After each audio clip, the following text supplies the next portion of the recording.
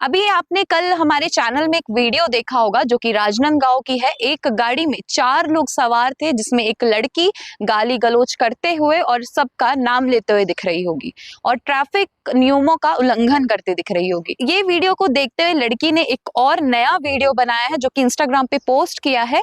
उसमें वो अपनी गलतियों की माफी मांगते दिखाई दे रही है। आगे आइए आपको आप वीडियो दिखाते हैं। अरे क्या गाड़ी चला।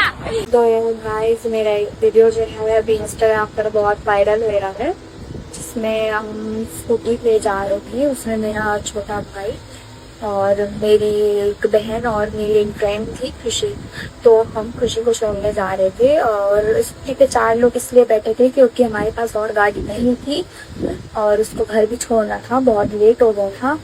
मेरा ऐसा कोई मोटिव नहीं था कि मैं ट्रैफिक रूल्स को ब्रेक करूँ या और कुछ। मैंने बस नॉर्मली व्लॉग बनाया था। मुझे नहीं पता था कि इतना कुछ हो जाएगा, तो मैं इस चीज़ के लिए सॉरी बोलना चाहूँगी। मैं आगे से बिल्कुल ध्यान रखूँगी कि मेरे से ये गलती दोबारा ना हो। सॉरी, मैंने ऐसा व्लॉग बनाया था, उसके लिए एक बार और मैं माफ़ी मांगना चाहूँगी।